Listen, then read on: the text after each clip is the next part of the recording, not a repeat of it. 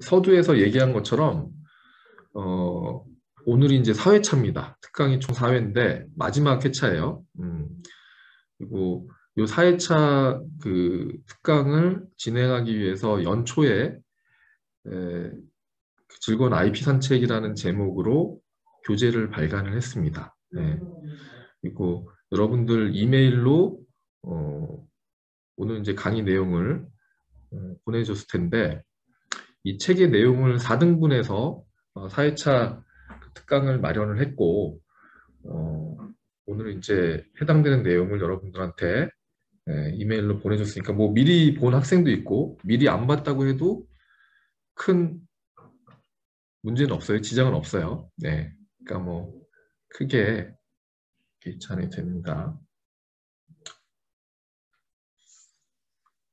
좀 전에 얘기한 것처럼 오늘은 그 좀 거시적인 기술 사업화에 대해서 좀 얘기를 나눌 거예요. 그래서 기술 사업화 관련해서 기본적인 내용들을 좀 얘기를 하고 창업 관련된 내용, 그다음에 사업을 하기 위한 준비로서의 뭐 타당성 분석, 사업 타당성 분석, 그다음에 사업을 실질적으로 잘 진행해 나가기 위한 전략적인 내용들, 뭐 마케팅이라든지, 뭐 그다음에 실질적으로 뭐 기술 이전한다든지 사업한다든지, 그다음에 기술 이전을 위한 뭐 지식재산권의 어떤 가치를 평가하는 거에 대해서 살짝 어, 얘기를 나누겠습니다.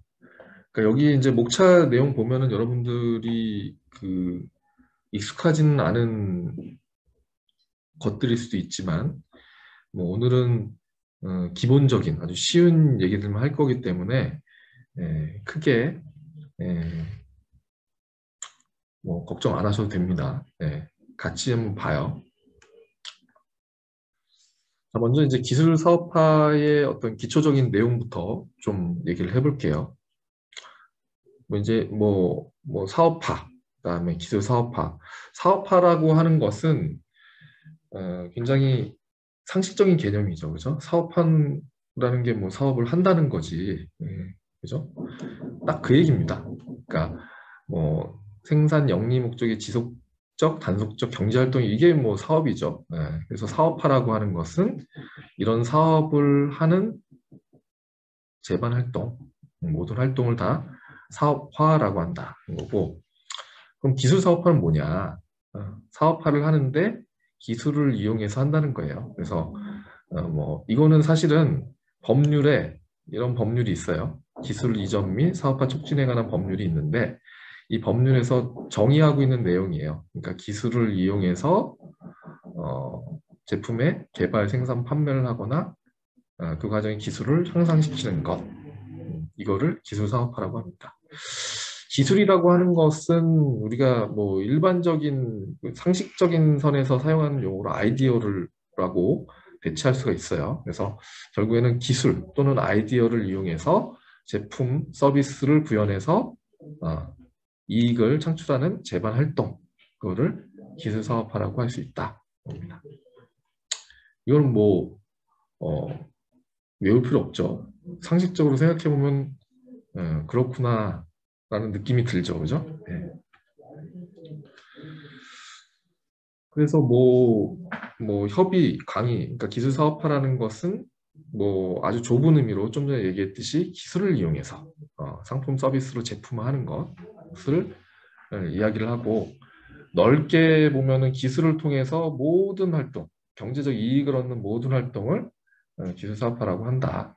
그래서 뭐 구체적으로 기술 응용 개량, 기술 지식재산권화, 그다음에 기술 이전, 기술 거래, 기타 개발된 기술을 이용한 창업, 투자 유치, 자금 조달 등 재반 활동을 모두 기술 사업화라고 할 수 있다. 자, 이 기술 사업화에는 그 어떤 과정이 있어요. 여기 이제 기술 사업화 프로세스라고 이제 표현을 했는데 어떤 하나의 뭐 기술 또는 아이디어가 제품이나 서비스로 구현돼서 시장에서 이익을 창출하는 이런 프로세스 과정이 있는데 이런 과정을 거친다는 거예요. 이거는 뭐 사실 이것도 역시 상식적으로 이런 과정을 거치는 게 당연합니다. 그죠? 먼저 이제 뭐 사업을 하기 위해서는 뭘 할지, 그죠? 사업 아이템을 선정하고 설정하는 과정이 있어야 되겠고, 기술 사업하니까 기술이 필요하잖아요. 그 기술을 개발해야 되는 거고, 그죠? 개발된 기술이 이제 프로토타입이나 뭐 그런 걸로 됐을 때 그걸 이제 시험하고 검사하는 거. 보통 요새는 그 제품, 물품화된 어떤 제품뿐만이 아니라 그 플랫폼 사업이라든지 인터넷상에서 이제 사업하는 것들이 많기 때문에 이 단계에서 유형이 어떤 제품, 그죠? 제조업인 경우에, 근데 인터넷으로 플랫폼 사업 등을 하는 경우에는 여기서 이제 시제품이라는 게 결국에는 이제 프로그램 결과물이 되겠죠, 그죠? 어플리케이션 소프트웨어라든지 앱 자체 또는 뭐 그 인터넷 상에서 이제 구현되는 어떤 웹사이트 이런 것들이 되는데 그거에 대해서 뭐 시험하고 검사하는 과정들이 있어요. 예, 그런 걸 얘기하는 거고 그 단계는 이제 넘어서면은 양산 판촉 단계로 들어갑니다. 그러니까 제조업 같은 경우에는 제품을 찍어내야겠죠, 그죠? 대량으로. 그다음에 뭐 마케팅이라든지 그런 게 이제 그런 단계가 이제 필요한 거고 그 다음에 이제 시장에서 뭐 계속적인 어떤 활동을 통해서 시장에서 이제 연착륙하는 그런 단계가 되겠습니다. 이런 과정을 거쳐서 기술 사업화가 이루어지고 전체 프로세스를 보면 이렇다는 거예요. 그죠? 근데 우리가 이제 그 사업을 초기에 이제 시작하는 경우에는 이 단계까지는 잘 생각 안 하는 경우들이 많이 있어요. 그래서 뭐 내가 좋은 기술을 가지고 제품을 만드는 것까지 또는 에, 앱, 어플리케이션을 만드는 것까지 에, 사업화 관점에서 이제 생각하는 경우들이 많은데 특히 이제 스타트업 같은 경우에 사실은 요 단계까지 다 고려를 해서 처음에 이제 계획을 세워야 되는 거예요. 예. 그래서 이제 뭐 사업 아이템 설정은 사업하고 유망한 아이템을 탐색해서 선정하는 단계가 되겠고 그리고 기술을 개발하는 단계 이어서 시제품을 제작, 프로토타입을 제작하고 시험 검사를 통해서 기능 성능을 확인하는 단계 그 다음에 이런 뭐 제품을 만든 다음에 그거를 찍어내야겠죠. 제품 같은 경우에는 생산해서 시장에 출시하는 단계 그 다음에 마케팅 활동이나 여러 가지 활동을 통해서 매출을 확대하고 자리 잡는 단계 시장에서 이렇게 알아볼 수 있습니다. 하나하나 조금만 더 자세히 얘기를 해보면 사업 아이템 설정 단계를 먼저 얘기를 해보면 이때는 요 단계까지 다 바라보면서 사업 타당성을 한번 진단해보는 계획 단계예요. 그죠? 그래서 시장 조사도 이때 하고 그래서 사업화가 유망한 아이템을 탐색하고 사업 타당성을 진단하는 그런 단계가 되겠습니다. 그래서 처음부터 계획 자체가 잘못되면 안 되잖아요. 그죠? 열심히 뭐 기술 개발도 하고 프로토타입도 하고 제품도 찍어내고 다 했는데 이 단계에서 이게 경쟁력이 없었네 아이템이 아니면은 뭐야 이거 수요가 없잖아 시장에서 이거 물건을 살 사람이 없다든지 하면은 크게 많은 거예요 그죠? 네. 그래서 이 단계가 굉장히 중요하다 처음부터 경쟁력이 있는 아이템을 선정하고 시장 수요에 적합한 제품이 개발되어야 되기 때문에 이 단계에서 사업 아이템을 설정하고 선정하는 게 굉장히 중요하다 그래서 이 단계에서는 단순히 뭐 기술 개발의 관점뿐만이 아니라 산업과 시장 관점에서 내 사업 아이템, 아이디어를 좀 검증해 볼 필요가 있다는 겁니다. 그죠? 그리고 뭐, 이 단계에서 뭐, 구체적으로 보면은, 경쟁 우위가 있는지, 내 사업 아이템이 기술이 또 시장 진입은 용이한지, 시장 지배 구조, 뭐, 아주 뭐, 대단한 기업들이 몇 개 기업이 자리 잡고 있어가지고, 가능성이 전혀 없다든지, 뚫고 들어갈 틈이 없다든지, 경쟁 가능성이 있는지 여부, 이런 것들을 다 진단해서 사업 아이템을 설정하고, 만약에 이런 부분에서 좀 문제가 있다고 판단이 되면은, 시작을 하면 안 되는 거겠죠. 이 단계에서는 굉장히 중요한 거기 때문에 내가 주관적 견해에 지배되지 않도록. 그러니까 내 생각으로는 아, 이거 야, 이거 대단해, 이거. 무조건 돼. 이렇게 생각이 되더라도, 다른 사람 얘기를 좀 들어보면은, 이거는 이러이러해서, 이런 회사들이 있고, 이런 기술들이 있기 때문에, 아, 이 제품은 해봐야, 아, 별로 잘 안 될 것 같다. 그런, 판단이 될 수도 있기 때문에, 내 생각만 너무 고집하지 말고, 여러 이해관계자들의 얘기를 들어보는 게 굉장히 중요하다. 요 단계에서는 그래서 이 전반적인 내용을 다 바라보면서 계획을 세우는 게 굉장히 중요하다. 그래서 사업 계획서도 요 단계에서 이제 작성을 하게 되는 거죠.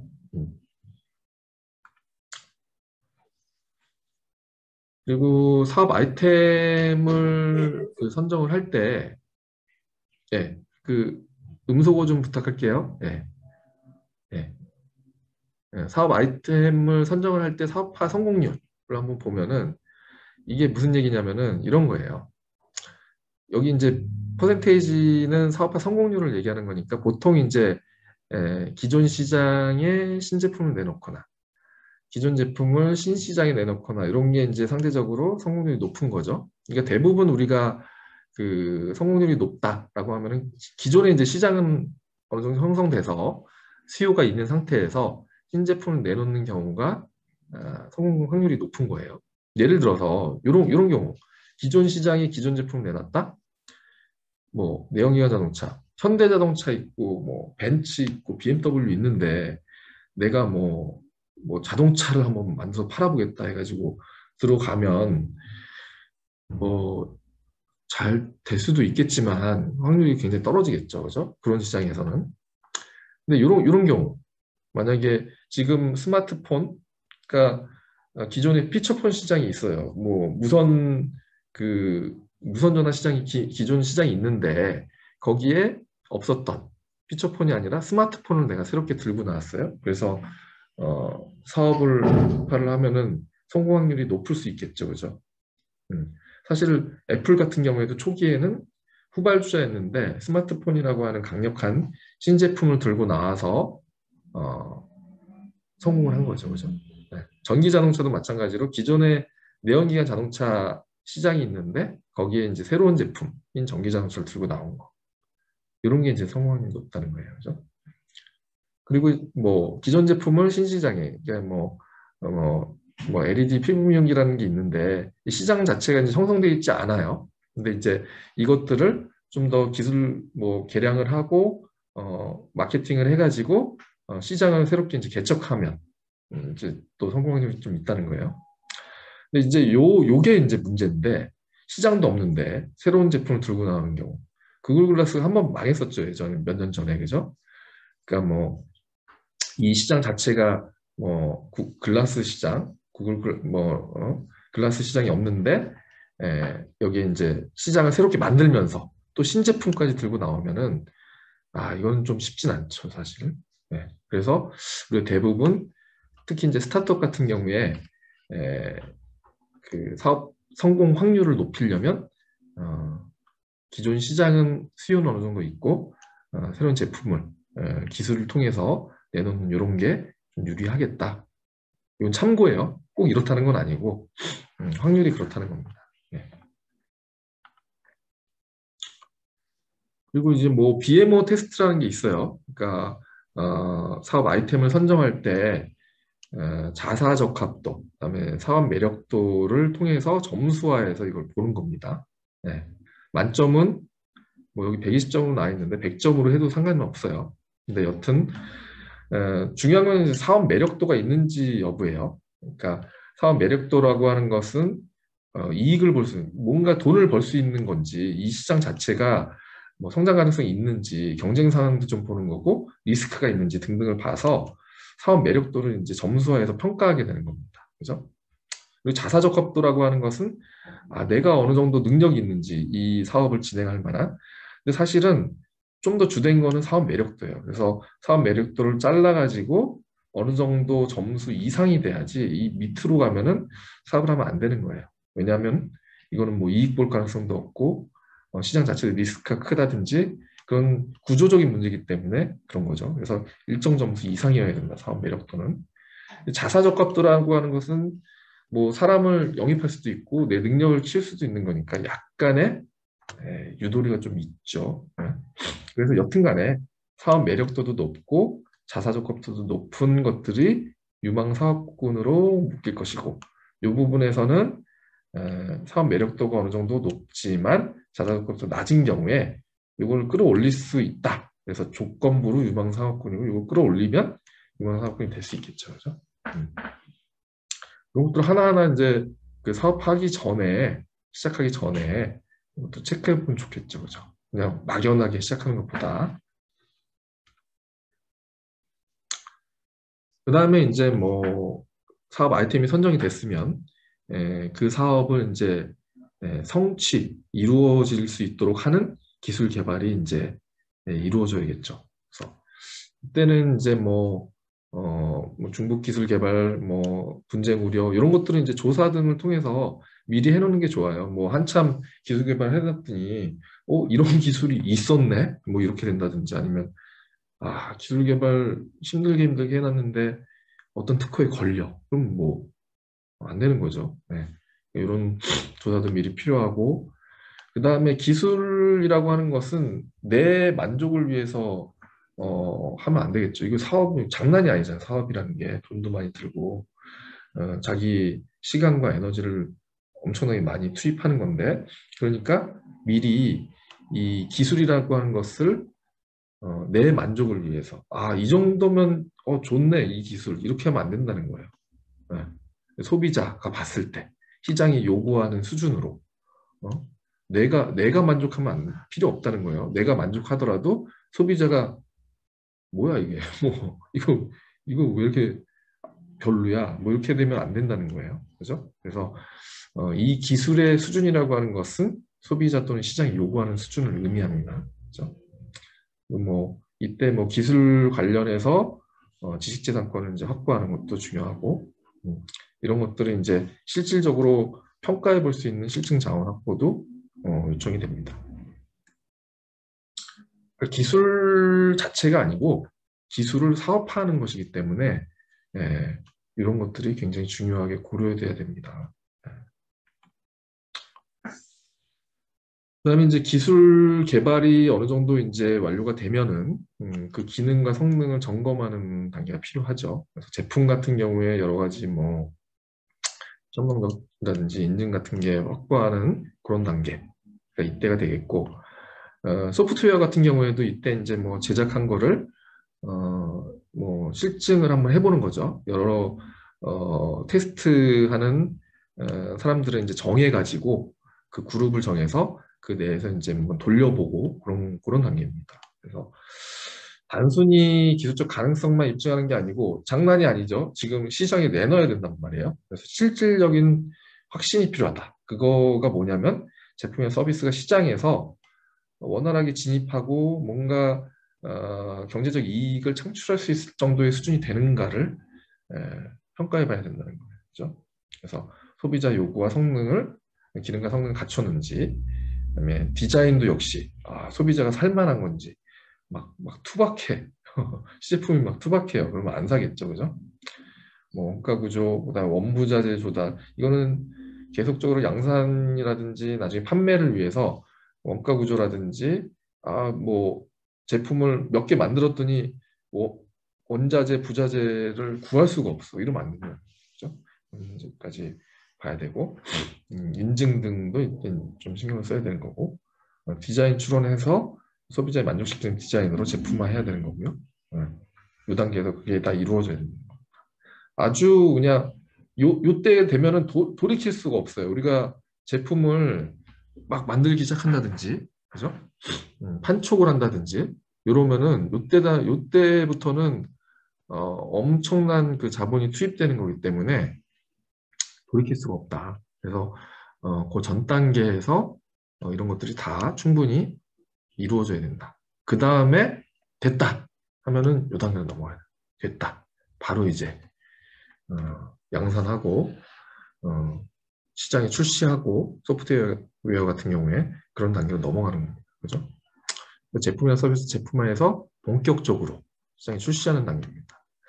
2단계부터는 이제 기술은 어느 정도 그 됐다 전제로 해야 되는 거예요. 이때 와가지고 뭐 기술적으로 뭐 이거 좀 부족한데 이거 좀 보완해야겠는데 이러면 안 된다는 거예요. 그죠? 이때는 오로지 시장, 소비자가 더 많이 물론 이제 기술적 문제가 있으면 해결해야 되지만 그죠? 기술은 기본이고 이런 거에 중점을 두고 가중치를 두고 이제 봐야 된다는 겁니다. 그죠? 그래서 마케팅 전략과 판매망 구축 이런 계획을 세우고 실제로 그 수립된 계획에 따라서 실행을 해야 되는 거예요. 그래서 뭐 이런 것에 대해서 차별화된 전략, 경쟁자 대비해서 전략을 이제 수행을 해야 되고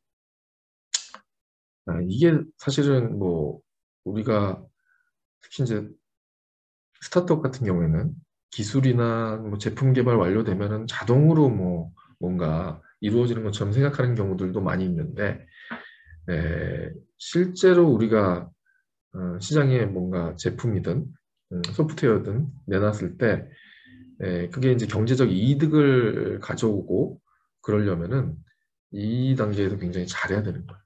한쪽을 마케팅 활동 이라든지 그런 것들을 요 단계에서는 사실은 요 전 단계 기술 개발까지는 어느 정도 뭐 사업을 처음 시작하는 입장에서 어떻게 이끌어올 수는 있어요. 근데 이거는 사실은 좀 국면이 페이지가 달라지는 거죠. 그죠? 그래서 여기 자신이 없다. 자본 투입이 너무 많이 된다. 내 능력에 비해서. 그러면은 다른 방향으로 좀 생각해 봐야 되는 단계예요. 여기서 기술 이전을 하거나 그러니까 특허를 뭐 이전을 한다거나 기술 출자를 해서 나는 기술적인 내용만 그 정도 지분만 가져가고 나머지 뭐 자본 투입해서 실제로 이제 사업화하는 것들은 다른 사람한테 좀 의지를 한다든지 자회사 분사를 한다든지 그러니까 이런 것들은 사실은 사업화 자체에 대한 역량을 스스로 이제 평가를 했을 때 뭐 협업을 하는 거죠 결국에는 이런 것들을 무단계는 이제 검토해 볼 필요가 있다. 그 다음으로 이제 시장 확충 단계입니다. 이때는 이제 실질적으로 사업을 이제 지속하고 장기적 가치를 실현하는 단계로 뭐 지속적인 그런 활동들이 들어가는 거죠. 뭐 비용 절감을 한다든지 판매 촉진을 통해서 시장 확충하는 그런. 그래서 뭐 이때는 뭐 해야 될 활동들이 사실은 종합적인 거죠, 아주. 그러니까 기술 경쟁력 유지, 기술적인 측면, 그 다음에 뭐 비용 절감을 위해서 공정 단축, 불필요한 비용 절감, 기존 기술 개선 이런 것들도 이 단계에서 좀 지속적으로 이루어져야 되는 거고, 그죠? 그다음에 진입 장벽 구축도 이 단계에서 이제 그 경쟁사들 대비 내가 좀 더 유리한 국면에 위치해야 내 시장이 이제 확충이 되는 거니까 진입 장벽 구축. 그다음에 계속적으로 뭐 우리가 자전거 페달 밟듯이 사업화를 계속 진행해야 되니까 여기에 만족하면 안 된다는 거예요. 그래서 차세대 제품도 개발도 준비해야 되는 거고. 그러니까 2단계는 사실 우리가 일반적으로 그 기술사업화의 프로세스라기보다는 사업 진행의 어떤 그런 과정이라고 보면 돼요. 그러니까 기존 회사에서의 뭐 다양한 활동들, 그러니까 소비자를 지속적으로 어떻게 호의적으로 유인하고 지속적인 관계를 유지할 것인지에 대한 고민이 계속적으로 이루어져야 된다. 시장 자체에서 살아남기 위해서 제발 활동을 해야 된다는 거죠. 자, 지금까지 사업화, 특히 이제 기술 사업화의 어떤 기본적인 내용에 대해서 좀 살펴봤어요. 그 다음에 좀 창업이라는 개념에 대해서 뭐 어떻게 보면은 좀 겹치는 부분이 있어요. 좀 전에 얘기한 기술 사업화와 같이. 근데 창업에 대한 것도 조금 얘기를 하겠습니다. 그리고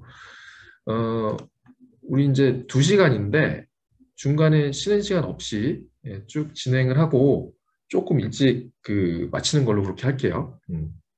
그렇게 하겠습니다. 자,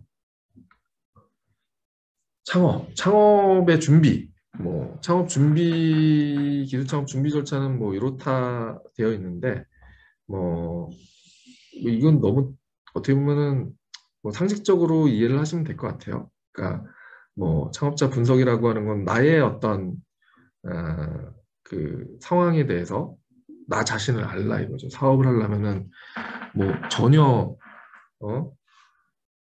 능력도 안 되는데 엉뚱한 그 사업 아이템을 정해서 그걸 하면 안 된다는 거예요. 나 자신을 알아야 사업 아이템을 정할 수가 있는 거고, 그죠? 사업 아이템이 선정이 되면은 그거에 따라서 이제 계획을 세워서 사업을 이제 개시하는 겁니다. 그러니까 일단은 나 자신과 주변 환경에 대해서 이제 검토를 하고 그 다음에 아이템이 선정이 되면은 투명성 분석해서 사업 개시를 한다.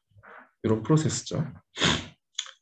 뭐 기술 창업의 뭐 개념이 이렇게 나와 있는데 창업이라고 하는 거는 사업을 시작하는 거죠, 뭐 그죠? 그래서 이런 거가 이제 사업인데 이거를 새롭게 만드는 게 바로 창업이다. 제가 서비스를 생산하고 판매하는 시스템 이게 사업이잖아요, 그죠? 기술 창업은 이런 창업을 기술을 이용해서 하는 거다. 창업자 분석 좀 전에 얘기했죠. 너 자신을 알라 이거예요. 그래서 창업자 자신의 능력, 자금 조달 능력이라든지 사업생 능력을 분석해서 그거에 맞춰서 사업 아이템을 선정해야 된다는 거예요.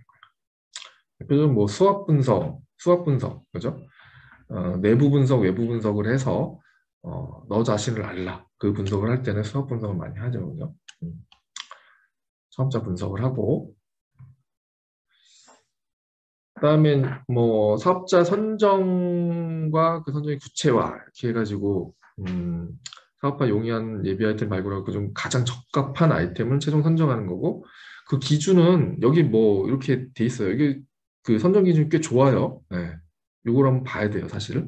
우선순위 평가는 뭐 여러분들이 생각하기에 요 우선순위 평가는 달라질 수 있어요. 근데 이런 것들은 성정 기준으로서 내가 사업 아이템 선정할 때 충분히 참조할 수가 있는 거죠, 그죠? 그래서 예를 들어서 뭐 해당 업종 경험이라든지 사업생 능력 이런 것들은 굉장히 중요하게 에, 뭐 기준으로 우리가 판단을 해야 되고요. 그다음에 시장 제품에서는 뭐 차별성, 경쟁력이 있는지 여부 이게 좀 중요하게 많이 달라지겠죠, 그죠? 수익성 영역성, 돈을 벌 수 있는지 이게 지금 굉장히 중요합니다. 수익성이 있는지, 그다음에 투자 자금 회수는 좀 빨리빨리 될 수 있는지, 아니면 텀이 길어가지고 뭐 몇 년 뒤에 해야 되는 그 사이에 이제 버텨야 되잖아요, 그죠? 이런 것들, 리스크, 뭐 진입 장벽이라든지, 뭐 경쟁 업체, 경쟁 소지, 뭐 이런 것들도 한번 검토를 해서 종합적으로 검토를 해서 사업 아이템을 구체적으로 선정을 해야 되는 거죠. 자, 그래서 이제 사업 개시 쪽에서는 일단은 지금 나 자신을 알라. 그리고 사업 아이템을 선정이 됐으면은 진짜 이거를 할지 말지 의사결정을 하고 계획을 수립하고 뭐 계획 수립에 이제 들어가는 겁니다. 이것도 다 해서 이제 사업장 검토하고 제조업 같은 경우에 공장 확보하고 이렇게 해야지 이제 사업 개시가 되는 겁니다. 네. 창업 의사를 결정한다. 좀 전에 주변 나 자신과 내 외부 환경 분석을 해서 사업 아이템 결정했는데 그러면은 그 아이템을 가지고 할 거냐 말 거냐 창업 의사. 안 하면은 이제 뭐 좀 재검토해서 다른 사업을 하든지 다른 아이템으로 이제 해야 되는 거고 한다라고 하면은 그래 사업 할 거야 이거 사업 아이템으로 그러면은 회사 규모, 회사 형태, 창업 시기 이런 것들을 정해야 되는 겁니다. 그죠? 회사 규모는 처음에 내가 자본 할 수 있는 게 뭐 얼마, 그다음에 인원 몇 명으로 해서 뭐 누구 능력 있는 사람 몇 명 모여가지고 한다든지 회사 형태는 법인 기업으로 주식회사를 할 건지 아니면은 개인 사업자로 할 건지 그죠? 창업 시기는 뭐 계절적 관리적인 요인에 따라서 언제 할지 내가 뭐 빙수회사 하려고 그러는데 막 한겨울에 하는 것보다는 한여름이 낫겠죠, 그죠? 뭐 그런 것들. 음. 그래서 이때 이제 그 사업 계획서를 이제 작성하는 게 사업 계획을 한번 짜보는 게 중요합니다. 그래서 일단 근거가 있어야 되고요. 그다음에 체계적 구체적으로 작성해야 되는 겁니다. 기본적 작성 사항과 추가적 작성 사항이 있는데 뭐 기본적으로 뭐 이런 것들은 꼭 들어가야겠죠, 그죠? 제품이라든지 서비스의 설명, 개요, 시장성 차별성 등, 그다음에 뭐 여기에 인력이라든지 설비라든지 소유자금 등이 얼마나 들어가는지, 그다음에 마케팅 전략, 판매 목표, 그다음에 비용 면에서 얼마나 들어갈지, 수익은 얼마나 나올지, 그리고 뭐 추가적으로 뭐 제품화 일정, 그다음에 투자는 어떻게 유치하고 자금 확보는 어떻게 하고 대출은 어떻게 할지 이런 것들, 음, 이런 것들이 이제 들어가서 사업 계획서를 작성을 하게 됩니다. 좀 전에 잠깐 얘기했듯이 뭐 사업 주체 결정이 있었는데 개인 사업자로 해도 되고 법인 기업으로 해도 되는데 뭐 이런 차이점이 있어요. 그래서 뭐 이거는 뭐 여러분들이 이제 실제로 사업을 할 때는 어떤 쪽으로 이제 결정을 할지를 이제 어떤 형태로 할지를 정할 수 있는데 뭐 스타트업 같은 경우에도 뭐 처음부터 법인 기업으로 하는 것도 좋고, 근데 이제 뭐 세제상으로 여러 가지가 있기 때문에 초기에 개인 사업으로 시작했다가 법인 기업으로 넘어가는 경우도 있고 그렇습니다. 여기 뭐 차이점에 대해서 좀 정리를 해놨으니까 이거는 어, 여러분들이 참고를 하시면 될 것 같아요. 참고를 하시면 되고, 뭐 여기서 이윤 분배를 전부를 뭐 개인 사업자가 이제 가져가는 거, 이건 출자자 지분에 의해서 이제 분배가 된다든지 이런 차이점이 있습니다. 네, 참고를 하시면 될 것 같아요. 이거는. 그 다음에 이제 뭐 사업장 확보, 입지 결정. 음, 여러분들이 이제 사업을 실제로 시작하게 되면은 그냥 뭐 서로 그 공유되는 공간이 없는 상태에서 사업을 하기는 쉽지 않거든요. 그래서 어떤 공간이 필요합니다.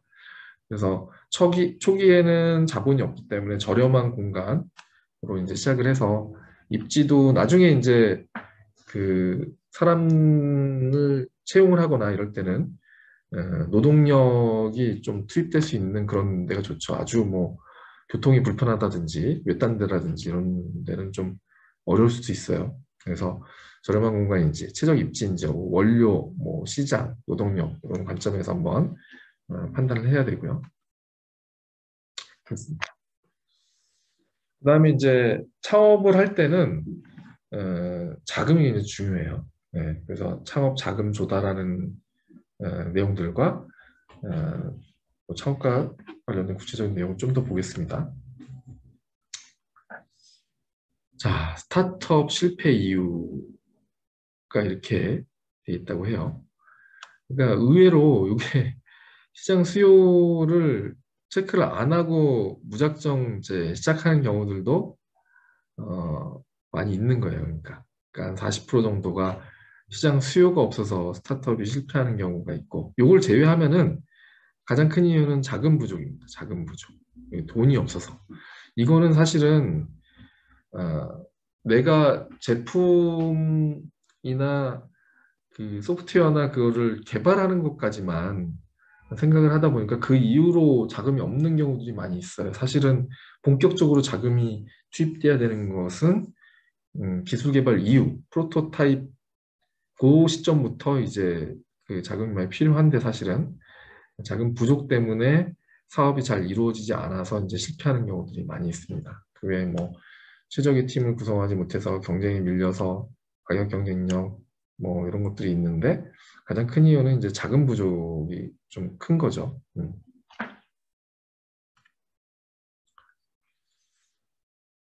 수많은 이제 뭐 그 스타트업을 기획한 뭐 발명자든 뭐 기술자든 기술 개발만 성공하면 내 기술이 또는 내 아이템이 또는 내 어플리케이션이 정말 이건 브릴리언트한 기존에 없었던 거기 때문에 이거 나오기만 하면 아, 이거 장난 아니다. 이렇게 생각하는 경우가 어, 뭐 수많은 발명자 결작을 했는데 거의 엄청 많습니다. 이런 경우 엄청 많아요. 네, 굉장히 많습니다. 그래서 기술 개발만 성공하면은 경제적 이익, 돈은 그냥 굴러올 거야. 이거는 장난 아니야. 이렇게 기대하는 경우가 많지만 실제로는 그렇지 않다는 거예요. 그래서 사업화 초기에 에, 돈이 없어서 자본 조달이 안 돼가지고 그때 고사되는 거. 그걸 데스밸리라고 하는데 데스밸리 이때 에, 사업이 엎어지는 경우가 많이 있고 이때 그 단계에서 그리고 어떻게 여기를 버텨가지고 아 시장 출시까지는 됐어. 근데 여기는 완전 정글이죠 정글. 그래서 제품 출시하면서 겪는 현실적인 경영, 마케팅, 시장 변화 등 어려움을 다윈의 바다라고 이제 표현을 합니다. 그래서 여기까지 이제 살아남아야 아, 계속적인 이제 사업을 할 수가 있는 겁니다. 쉽지 않다는 거니까. 어, 저 데스밸리를 지나오기 위해서 이제 창업 자금이 적절하게 조달이 돼야 되는 거죠. 그래서 이때는 뭐 기술 개발 자금이 일단 기본적으로 요거까지는 좀 생각을 해요. 근데 이제 에, 기술 개발이 돼서 실질적으로 이제 개업에 이르기까지 소요되는 어떤 자금들이 또 있고 고정적으로 또 지출돼야 될 자금들이 또 있습니다. 그래서 뭐 임차금이 뭐 공간 같은 거를 임차하면 임차료가 들잖아요. 음, 고정 자금. 운전 자금이라고 하는 것은 예를 들어 뭐 제품을 생산해서 한 바퀴를 돌아야 제품이 나오잖아요. 그죠? 1회전. 1회전. 그러니까 원재료비, 인건비, 외주 가공, 제반 경비 해가지고 제품이 산출되기까지 한 바퀴 도는 데까지 1회전 기간 동안의 운영 자금. 이게 필요합니다. 이게 뭐 짧으면 몇 개월일 수도 있고 길면은 몇 년이 될 수도 있는 거예요. 그때 1회전 기간 동안에 한 바퀴 돌아야 제품 팔아서 현금화가 되는 거니까 그때 뭐 마케팅 비용도 들고 등등이 들겠죠, 그죠? 네. 그래서 운전 자금이 또 필요한 거고요. 그래서 스타트업이 초기에는 사실은 이제 그 청사진을 가지고 의지를 가지고 하기 때문에 대충 뭐 요 정도까지는 뭐 예상을 하고 하지만은 요 단계에서도 사실 좀 힘든 경우들이 많이 생기죠, 그죠? 네. 돈을 뭐 뭔가 수익이 날 데가 없으니까 요 한 바퀴 돌 때까지는 그래서 이런 자금을 어떻게 그 유입시킬 것인가 크게 이제 두 가지 방법이 있어요. 그래서 금융권에서 대출을 받든지 아니면 투자를 받든지 이겁니다. 그래서 금융권 대출은 금융기관으로부터 그 차임을 하는 거고, 그다음에 자본 증자는 초기에 이제 뭐 동업자들끼리 이제 출자하는 경우도 있고, 그죠? 나머지는 뭐 추가적으로 우리 아이템을 이제 뭐 설명을 하면서 이거 좀 괜찮은 아이템이다. 그러면 이제 뭐 개인이든 법인이든 벤처 캐피탈 VC로부터 투자 유치를 받는 경우들도 있고 그러면 이제 투자 지분이 생기는 거죠. 요 음, 단체나 개인한테는 그죠? 그래서 이때는 이거는 뭐 리스크를 지는 겁니다. 투자자가 그래서 담보가 없고 요거는 이제 담보가 필요하겠죠. 유무형에 그다음에 요거는 이제 상환을 해야 되고 금권 대출은 상환의무는 없고요. 이건 투자니까.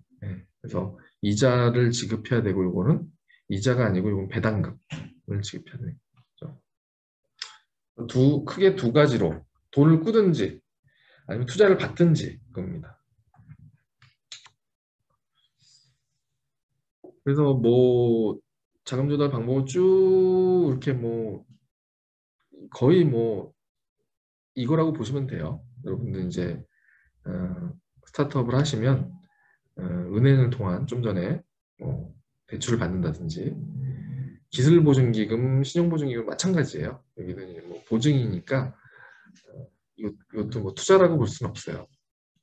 정부에서 뭐 창업 지원 사업을 통해서 뭐 지원금을 하는 경우도 있고, 정부 출연 사업을 하는 경우도 있고, 기업에서 뭐 이런 사업 과제 같은 거라고 이제 표현하는데 하는 경우들이 많이 있죠. 네. 정책 자금 차입하는 경우도 있고, 이것도 사실은 돈을 빌리는 겁니다. 그죠? 나머지는 이제 투자를 받는 거예요. 네. 이게 주주가 되는 겁니다. 투자자들이. 그죠? 벤처 캐피탈, 엔젤 투자, 클라우드 펀딩, 엑셀러레이터. 그래가지고 결국에는 크게 보면은 에, 차입을 하든지 투자를 받든지 이렇게 되는.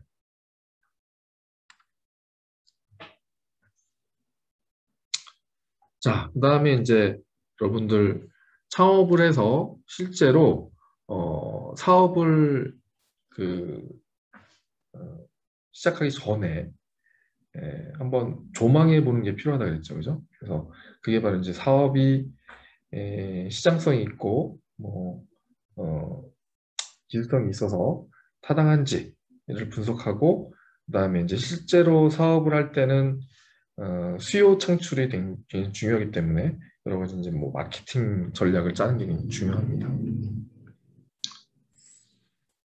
그래서 사업 타당성 분석은 일단 시장을 분석해요. 시장을. 왜냐하면은 사업이라는 게 결국에는 경제적인 이익, 수익을 얻기 위한 것이기 때문에 그러려면 수요가 있어야겠죠. 뭔가 나의 그 제품과 서비스를 소비해주는 수요처가 있어야 된다는 거예요. 그래서 판매 또는 수요를 예측하는 것이 바로 시장성, 시장 환경 분석이라고 할 수 있고, 결국에는 뭐 제품 서비스를 어디에 얼마나 팔 수 있을 것인가에 이제 그 방점을 두고 분석을 하는 겁니다. 그래서 뭐 시장 동향 분석, 시장 특성 경쟁 상황 분석, 가격 동향 분석인데, 뭐 시장 동향 분석은 이런 거죠. 과거 국내 수급 시점 향후 전망. 그러니까 과거에 뭐 시장이 어땠더라. 근데 향후에는 어떻게 될 거다. 이 시장이 그런 거죠. 그래서 뭐 미래 뭐 대체제가 어떻게 되고 향후 추정 가능성이 어떻고 이런 것들을 분석을 해야 되는 거고. 현재 뭐 현재 시장의 어떤 특성이에요. 네. 이 내가 하려는 아이템의 유통 구조, 그다음에 뭐 경로 이런 것들, 그다음에 고객 특성, 소비 성향, 그다음에 경쟁 업체의 점유율, 경영 상태, 기술 수준 이런 것들, 가격 동향, 뭐 가격, 뭐 경쟁 아이템의 가격 동향, 동종 아이템의 가격 동향, 국내외 가격 전망까지 해서 이런 것들을 통해서 이제 시장성을 한번 분석해 봐서 과연 내가 이러한 시장에서 이러한 특성을 보이는 시장에서 내 제품과 서비스를 얼마나 어디에 팔 수 있을까를 한번 판단을 해보는 겁니다. 계획을 세워보는 거예요. 그 다음에 이제 뭐 좀 전에 이제 시장성 분석하고 한 다음에 뭐 기술성 분석도 하는데, 이 기술이라고 하는 것은 사실은 대부분 우리 스타트업 같은 경우에는 여기에 해당된다고 보시면 돼요. 기술의 형식과 기술의 내용 봤을 때 어려운 기술, 복잡한 기술이라고 돼 있지만 어려운 기술이 아닌 기술을 얘기하는 거예요. 여기는. 그러니까 어려운 기술이라고 하는 건 예를 들어서 신약 개발, 뭐 우리가 코로나19를 뭐 치료하는 약이라든지 음, 그 백신이라든지 이런 것들은 사실은 아무나 접근하기 어려운 기술이고 굉장히 그 자본도 많이 투입되는 겁니다. 될지 안 될지 모르고, 그죠? 그런 거예요. 원천 기술형 기업 같은 경우에 어려운 기술에 해당되고, 아니면은 뭐 반도체 공정 장비, 이거 쉽게 스타트업이 할 수 없잖아요, 그죠? 음. 우리는 이제 여기에 어려운 기술이 아닌 기술, 그러니까 응용 기술을 활용한 것들을 이제 하게 되고, 특허냐 노하우냐 기술 형식은 이게 좀 겉으로 드러나지 않는 기술 같은 경우에, 응용 기술 같은 경우에는 요소 기술형 기업이라고 해서 노하우로 하는 게 좋다. 비밀로 유지한다는 거죠, 이 기술 자체는. 근데 그렇지 않고 내가 제품이라든지 아니면은 그, 그 서비스라든지 그걸 사업 이제 시장에 내놨을 때 누구나 이거를 카피를 하거나 따라할 수 있다. 이런 것들은 특허로 보호해야 된다는 겁니다. 결국에는 이제 우리가 통상적으로 스타트업 같은 경우에는 어려운 기술이 아닌 응용 기술이면서 특허로 보호할 수 있는 이런 기술에 많이 이제 기술이 여기에 해당된다는 거예요. 그죠? 네.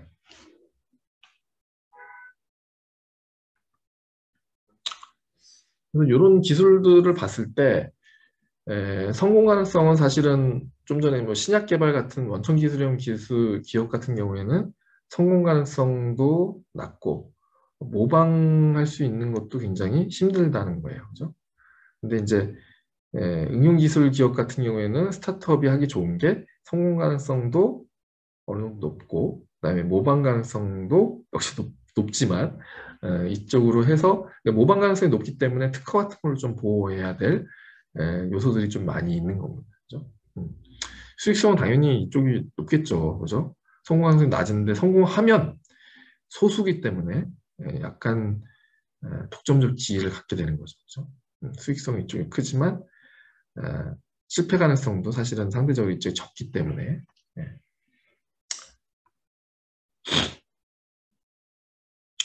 그다음에 이제 뭐 수익성과 자금 수지 분석을 사업 타당성 분석에서 역시 해야 됩니다. 그래서 소요 자금이라고 하면 뭐 결국에는 비용적인 측면이죠. 비용이 어느 정도 투입됐을 때 그거 뭐 자금 조달이 어떻게 되고 운영 계획 수립해서 얼마나 나중에 이제 수익을 얻을 수 있는지 그래서 일반 관리 계획 그다음에 소요 자금 추정을 하고 자금 조달은 어떻게 하고 운영 계획은 어떻게 하고 그러니까 얼마나 돈을 들여와서 그걸 어떻게 운용할지 그죠? 그러면은 이런 게 이제 수립이 되면은 손익계산서가 작성이 추정 손익계산서죠. 물론 미래 계획에 대한 그러니까 손익계산서라는 것은 일정한 기간 동안에 수익이 어느 정도 발생을 하고 그다음에 비용은 얼마나 해서 뭐 아주 기본적으로 얘기해서 수익에서 이제 비용을 빼야지 내가 얻는 실질적인 이익이 나오는 거죠. 그죠? 그래서 매출에서 뭐 비용을 빼면 뭐 이익이 나오는 거니까 이게 작성이 되고 그다음에 특정 시점에서의 뭐 어떤 자산의 형태가 나오니까 그걸 가지고 이제 대차대조표가 작성이 되는 거고 추정 대차대표 그리고 뭐 추정 손익계산서나 추정 대차대조표 이런 것들은 사실 이런 게 이제 수립이 되면은 거기에 맞춰서 이제 자동적으로 이제 계산이 되는 거지만 어디까지는 이제 추정이기 때문에 뭐 정확하게까지는 뭐 예측은 안 되는 거죠, 사실은. 그런 계획을 세운다는 겁니다.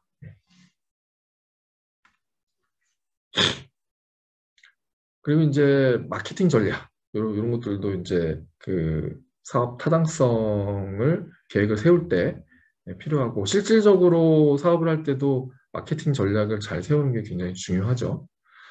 뭐 대표적으로 뭐 3C, STP, 4P 이런 것들이 있죠. 분석 기법이. 한 번씩은 들어본 학생들도 좀 있을 것 같아요. 뭐 경영 쪽이나 뭐 그런 쪽 전공한 학생들은 특히 그 3C 분석이라고 하는 것은 약간 수화시랑 비슷해요. 그러니까 나 자신 또는 주변의 뭐 시장이라든지 경쟁사라든지 이것들을 분석하는 거예요.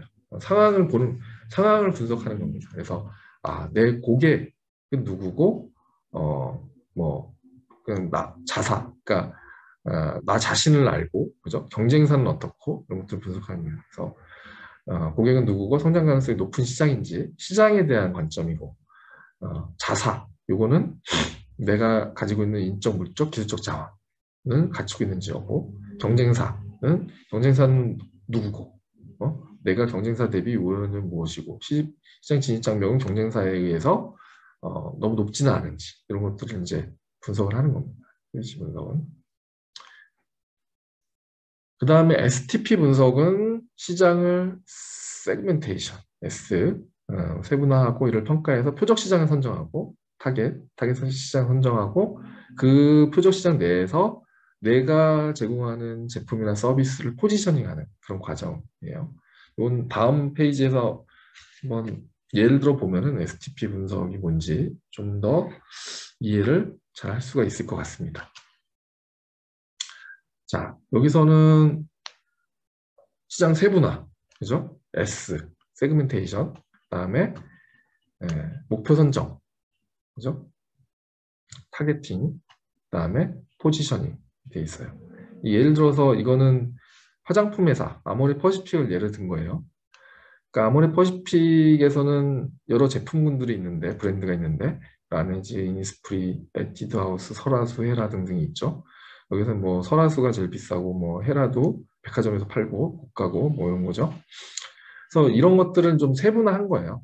시장을 세분화해서 가격대 특징에 따라서 이렇게 분류를 한 겁니다. 시장을 세분화하고 목표를 선정하는 거예요. 각각의 세분화된 시장에 대해서 뭐, 예를 들어 헤라는 30대 초중반 피부 노화에 따른 아주 젊은 층은 아니지만 어느 정도 가격도 지불할 수 있고 뭐 피부 재생을 원하는 그런 플러스는 좀 더 나이 든 여성으로 좀 고가로 해서 뭐 재료를 좀 좋게 해서 뭐 보습이나 주름 제거 뭐 이런 것들 하고 아니면 뭐 에뛰드 하우스 요거는 완전 세쪽 쪽으로 젊은 층 10대나 뭐 20대 해가지고 그런 거 이렇게 이제 에, 수요층에 따라서 이제 타겟 시장을 설정을 하고 그러면은 포지셔닝을 하는 거죠. 이게 뭐 이쪽은 기능성, 이쪽은 색조, 연령대가 높고 가격이 낮고 요거는 뭐 그죠? 그래서 뭐 설화수 같은 경우에는 연령대는 높고 가격 높으면서 기능성 측면을 좀 강조를 하고 헤라는 좀 더 가격은 요거보다 낮지만 어느 정도 기능성을 부여를 하고 요거는 완전 색조니까 가격도 낮고 색조 쪽으로 넘어오는 이렇게 이제 시장에서의 어떤 포지셔닝을 할 수 있다는 거예요. 그래서 여기에 맞춰서 마케팅 전략을 세워야 되는 거죠. 그죠? 요거를 막 10대 애들한테 야, 이거 비싸지만 한번 한번 써봐. 주름 없어져. 이러면 안 된다는 거예요. 그죠? 그리고 저 젊은 애들한테는 야, 이거 좋아. 야, 이거는 거의, 어, 분장이 가능해. 너 할 수 있다. 그래서, 어, 질문이 지금 들어왔는데, 연령대 주가 가격 축이, 이거는 사실은, 그렇죠. 이거는 말이 되잖아요. 그죠? 연령대가 높으면은 아무래도 지불할 수 있는 능력이 크니까, 그죠? 그러니까 이거를 그냥 가격으로만 해도 되고, 연령대로만 해도 돼요. 이거는, 연령대라는 것과 가격이라는 것이 같은 축으로 돼도 크게 모순되지 않기 때문에. 그러니까 이런 것들을 잘 설정해야죠. 이게 모순되면은 사실 그래프 자체가 이상해지잖아요. 그죠? 그래서 이것도 기능성, 색조라는 거는 다른 개념이긴 하지만 이게 이쪽에 오고 이게 이쪽에 반대편에 온다는 게 이해가 되죠. 그죠?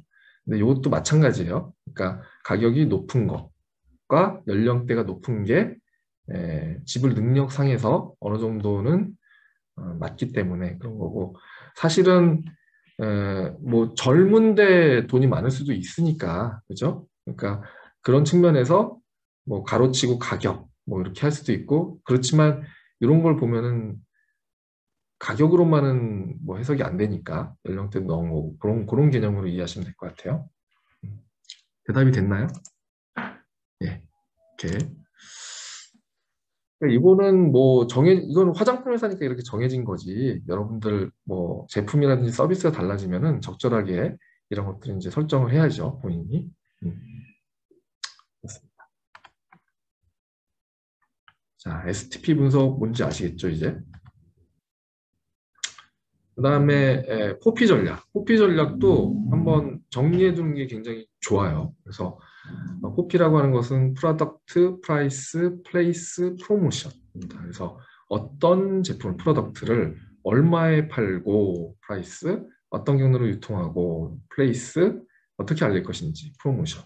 그래서 제품과 관련된 측면에서는 제품의 기능, 성능, 품질, 서비스, 디자인, 제품명, 브랜드, 포장 등 제품 관련한 일체 사항들에 대해서 어, 파악을 하고, 그다음에 가격을 어느 정도나 가격과 관련된 모든 사항, 그러니까 뭐 할인이라든지 뭐 도매가, 소매가 등등 그런 정책들, 그다음에 유통, 음, 느 지역에 어떤 유통망으로 뭐 할 것인지, 배송은 어떻게 할 것인지 관련된 거. 그다음에 이거는 뭐 판매 쪽 프로모션이라고 하는 것은 마케팅이죠, 그죠? 광고.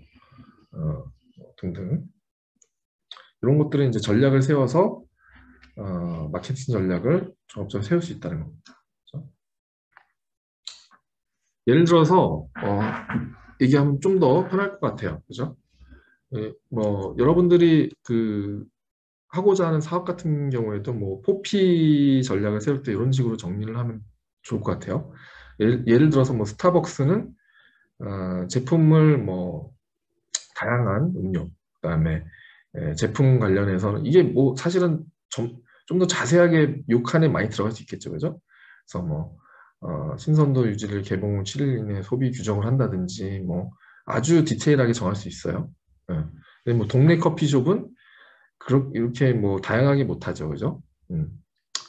그리고 뭐 할리스 커피도 뭐 전용 로스팅 공장 보유한다든지 여튼 프로덕트와 관련된 제품 관련된 거는 이제 구체적으로 정할 수 있고 프라이스는 고가 전략, 얘네는 저가 전략. 그렇죠? 플레이스는 뭐 매장을 어떻게 인테리어를 어떻게 할 건지 여기는 뭐 1인 카페 공부족을 위해서 1인석 도입을 한다든지 뭐 이건 테이크아웃 위주로 아주 좁은 공간을 한다든지 동네 커피숍은 프로모션은 뭐 리워드 방식, 멤버십 방식, 뭐 종이 10번 오면 한 번 무료 뭐 이런 거 동네 커피숍 할 수 있다는 거예요. 그렇죠? 이렇게 뭐 포피 전략을 나름대로 이제 마케팅 전략으로서 한번 선정을 할 수가 있다. 설정을 할 수가 있다는 겁니다. 자, 그 다음에 여러분들 그 사업 계획서 작성. 이거는 한 번쯤 창업에 뭐 의지가 혹시 있거나 그렇지 않더라도 한 번쯤은 작성을 해보면 좋을 것 같아요. 여러분들이 어떤 그 회사 조직에 들어가서 어떤 분야의 근무를 하든지 전체적인 사업을 한번 조망해 본다는 입장에서 한번 관심을 어, 잠깐이라도 기울여 보는 게 어떨까 싶습니다. 네. 사업 계획서에 전반적으로 들어가야 되는 내용을 전체적으로 한번 이렇게 정리를 해봤어요. 그래서 뭐 이런 각각의 내용들에 대해서 작성을 하고 이 부분에 넣기만 하면 되는 거예요. 그죠?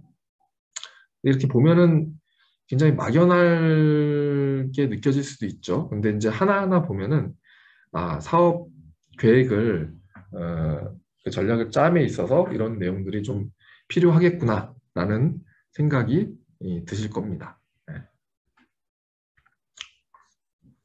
하나하나 볼게요. 근데 이제 K 스타트업이라고 하는 창업을 지원해주는 사이트가 있는데 창업 지원 사업에서 사업계획서 작성 매뉴얼이 있어요. 근데 거기서 보면은 PSST, Problem Solution Scale Up T라는 개념이 있습니다. 그래서 요걸 기준으로 해서 사업 계획서를 작성하는 것도 괜찮아요. 그러니까 전체적으로 보면은 내가 사업을 하려고 하는데 기존의 어떤 개선 과제, 해결 과제가 뭔지, 그죠? 그걸 해결하기 위한 어떤 방안이 뭔지, 그리고 이 해결 방안을 실제로 구현하기 위한, 실현하기 위한 방안들, 뭐 자금 조달 계획이라든지 등등 스케일업. 그다음에 요것들은 이제 사업을 진행하기 위한 어떤 팀, 그러니까 대표자 누가 되고, 뭐 기술은 뭐가 필요하고, 역량은 어떤 게 있고 이런 것들. 이런 개념으로 사업 계획서를 작성할 수 있다는 거예요. 하나하나 보면은 PSST죠. 그러니까 Problem, Solution, Scale Up Team, 구조의 사업 계획서. 그러니까 이렇게 꼭 작성하지 않아도 되는데 한번 논리적인 구조에서 이렇게 해본 거예요. 그러니까 Problem, Solution, Scale Up Team의 관점에서 Problem은 고객 기반 경쟁력이면 차별성 차원에서 인지하고 있는 문제가 무엇인지 파악하는 단계, Problem. 그다음에 이 문제 해결을 하기 위한 솔루션, 자원과 프로세스를 작성하는 그런 거. 스케일업은 이 솔루션을 실현하기 위해 필요한 소요 자금, 자금 조달 방안 등등. 팀은 이 사업을 진행하는 데 필요한 인력에 대한 실행 계획. 이렇게 크게 보면 좋다는 거예요. 그래서 뭐 처음에 창업 제품이나 서비스의 요약은 창업 제품을 소개를 하고 창업 제품 서비스의 차별성, 제품 서비스의 국내 목표 시장. 그래서 뭐 이거는 뭐 솔루션에 들어가겠죠. 창업 차별성은 뭐 프로블럼에 대한 뭐 내용이 되겠고, 목표 시장 설정하고 국내 목표 시장 뭐 규모, 성장성과 동향을 조사해서 작성을 한다든지. 그래서 창업 이게 뭐 전체적으로는 창업 제품 소개하고 차별성이 뭐고 시장은 어떻게 형성을 하고 이런 것들이 이제 요약 부분에 이제 들어갈 큰 부분이라는 겁니다. 네. 그래서 하나하나 좀 구체적으로 보면은 자 먼저 문제인식. 그러니까 문제인식은 세 가지 관점에서 이제 볼 수가 있는 거예요. 그러니까 제품 서비스에 대한 문제. 그래서 제품이나 서비스에서 개발해야 되는 핵심 기능, 문제가 뭐가 있는데 제품 서비스의 어떤 을 통해서 해결하고자 하는 어떤 과제들 이런 것들, 제품 서비스 관점, 그 다음에 고객 관점, 고객의 니즈, 고객의 니즈가 뭔가 있었는데 그게 이제 문제가 되는 거죠, 프로블럼이 되는 거죠. 그래서 고객 관점에서의 어떤 개선 과제, 경쟁사 대비, 경쟁사에서 무슨 제품이나 서비스를 제공하고 있는데 어떤 게 좀 부족하더라. 이런 것들이 되겠죠. 그죠? 문제인식 단계. 그래서 제품에 대한, 그다음에 고객의 니즈, 그다음에 경쟁 기업, 시장에 대한 어떤 차별성, 이런 관점에서 작성을 할 수가 있는 거고. 그래서 요거는 예시적으로 뭐 제품 서비스에 대한, 그다음에 고객의 니즈에 대한, 시장 경쟁사 대비 개선 과제에 대한 관점에서 이제 프로블럼 관점에서의 작성 예시가 되겠습니다. 그다음에 솔루션. 이것도 마찬가지예요. 제품 관점, 제품 서비스 관점, 고객 니즈 관점, 그다음에 시장 경쟁력 관점에서의 솔루션. 그래서 제품에 인지된 문제점 해결을 위해서 어떤 제품과 어떤 서비스를 개발할 것인지, 내놓을 것인지에 대한 것이 되겠고, 고객 요구사, 고객 니즈를 뭐 어떤 기능이나 성능을 통해서 해결할 수 있는지에 대한 내용, 그 다음에 뭐 목표 시장에서의 어떤 경쟁력 관점에서 어떤 우위 요소를 제공할 것인지에 대한 것이 되겠습니다. 그래서 이것도 역시 프로블럼과 대응되는 거죠. 서로 솔루션은 어떤 프로블럼이 있을 때 솔루션을 제공하는데 그것은 제품, 고객 니즈, 시장 경쟁력 관점에서 제공할 수 있다. 솔루션을. 예시적으로 뭐 제품 서비스 관점, 그다음에 고객 요구사항, 시장 경쟁력 확보 관점에서 어떻게 하겠다, 어떻게 해서 기존의 프로블럼들을 해결하겠다, 그런 내용들이 이제 담기는 거죠. 솔루션 부분에서. 꼭 이렇게 작성 안 해도 돼요. K-스타트업에서 PSST라고 하는 이런 그 논리적 구조를 제시를 하는 겁니다. 그렇죠? 그다음에 이제 성장 전략, 그다음에 이제 이거는 제품 서비스 개발 개선을 위한 소요 자금과 조달 방법을 작성하는 부분이고, 그래서 이를 통해서 뭐 매출의 추정이라든지 추후 매출의 달성을 위한 자금 유치 전략을 작성하게 됩니다. 그렇죠?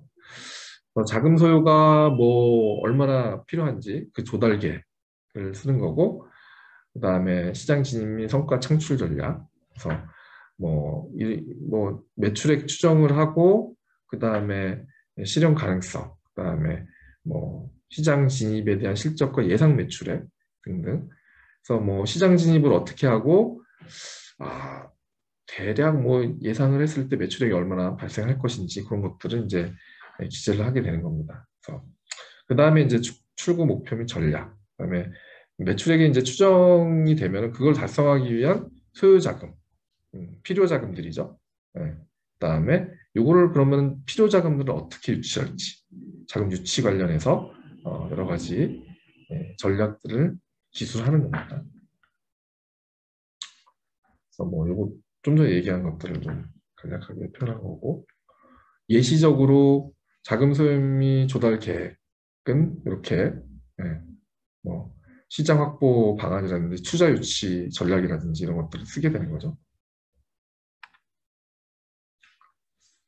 그 다음에 마지막으로 팀 구성, 그러니까 제품 서비스 개발을 위한 인적 자원과 필요 기술, 보유 자원을 어떻게 확보할 것인지. 그러니까 대표자는 어떤 경력이나 경험을 가지고 있는지, 직원들은 어떤 뭐 역량을 가지고 있는지, 협력 파트너는 어떤지 이런 것들을 쓰는 거고요. 그다음에 뭐 기술 개발 역량이라든지 이런 것들, 그다음에 사회적 가치 실현 뭐 이런 것도 써도 되고요. 하여튼 팀 구성과 관련된 내용을 쓰게 됩니다. 좀 전에 얘기한 그래서 좀 전에 그 전체적으로 얘기한 것들은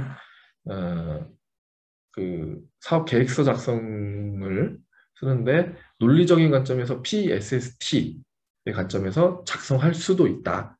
근데 이제 아주 서두에 그 목차를 제가 보여줬잖아요, 그죠? 기술사업화 목차, 그 사업계획서 목차.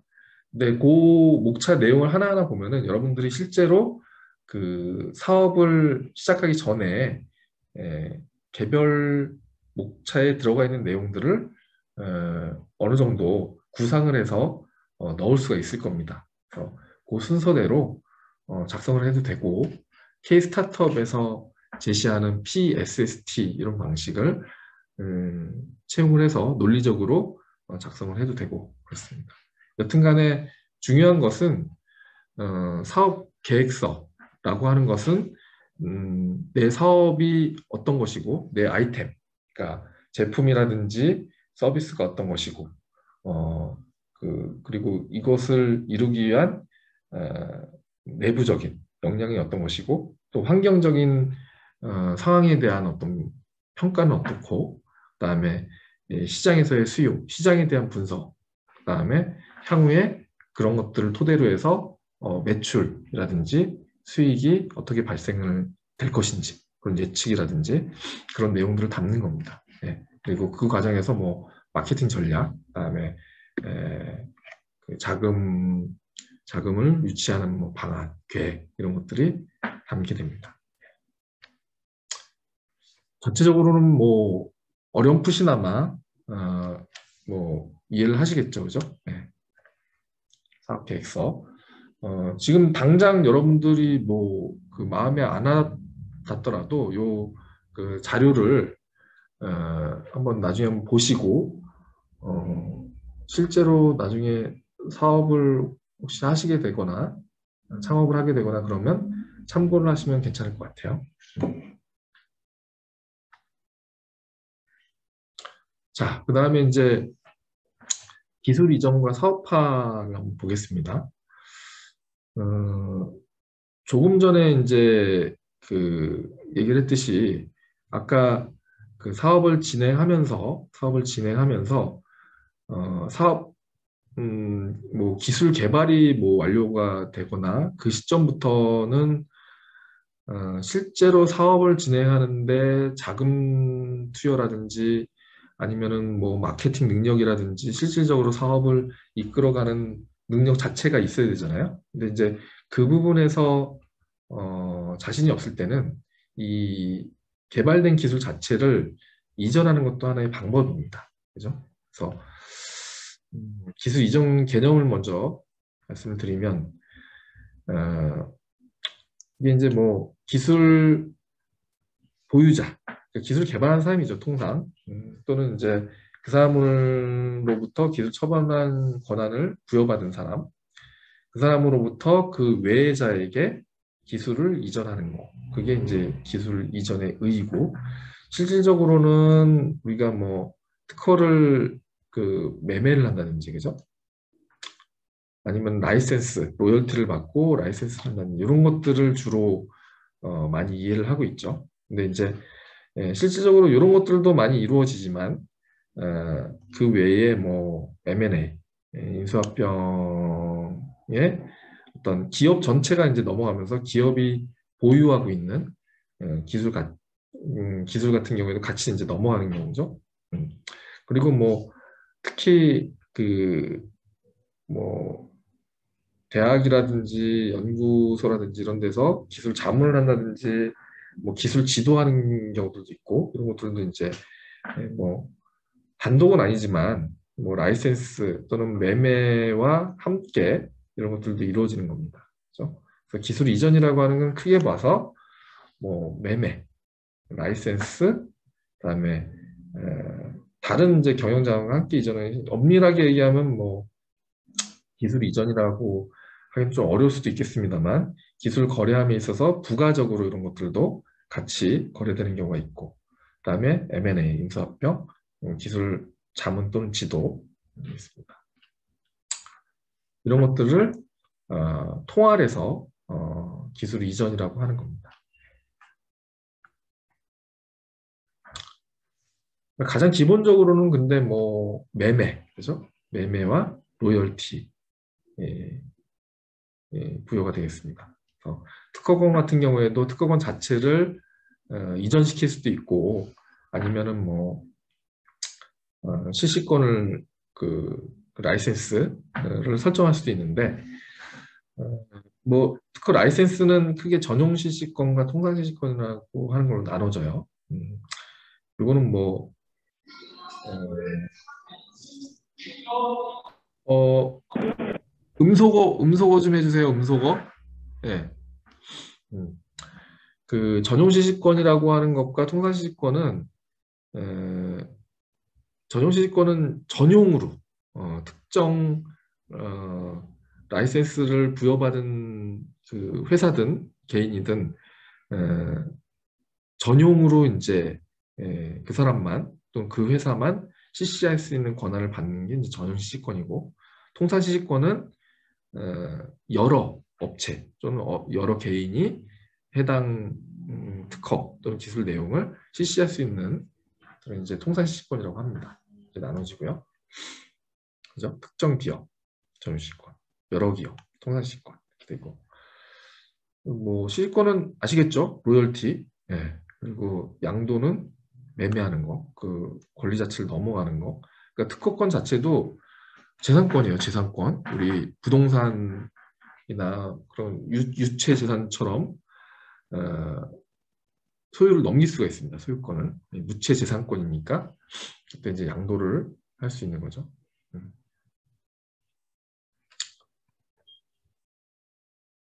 자, 그다음에 저기 좀 전에 요 기술 이전 관련해서 얘기를 했는데 사실은 잘 생각해 보세요. 요 매매를 하든지 그 로열티, 라이센스를 하든지 아니면은 뭐 M&A를 해서 하든지 사실은 이게 결국에는 돈과 관련된 거란 말이에요. 어떤 그 기술이든 특허든 가치를 좀 산정을 해서 이 특허는 또는 이 기술은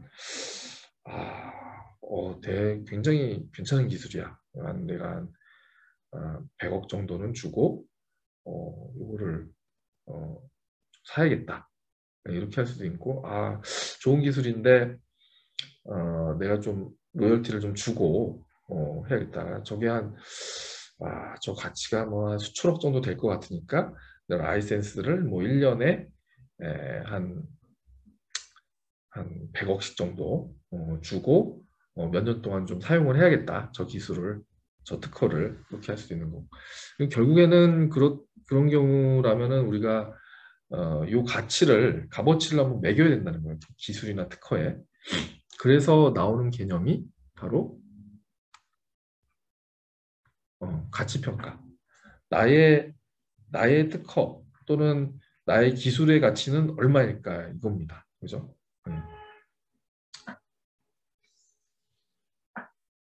자, 뭐 예를 들어 좀 전에 얘기한 그런 거예요. 그러니까 뭐 발명자가 특허권을 확보해서 기술 홍보하고 마케팅을 했는데 B라는 회사에서 해당 특허권에 대해서 라이센스 하거나 매수를 하고자 할 때 그러면은 저 특허권이 과연 얼마 정도로 내가 평가를 해야 되는지 애매할 수 있잖아요. 이게 뭐 특허권에 그 가격표가 달린 건 아니니까 그 어느 정도나 값어치가 있는지를 한번 평가해 봐야 되는 거죠.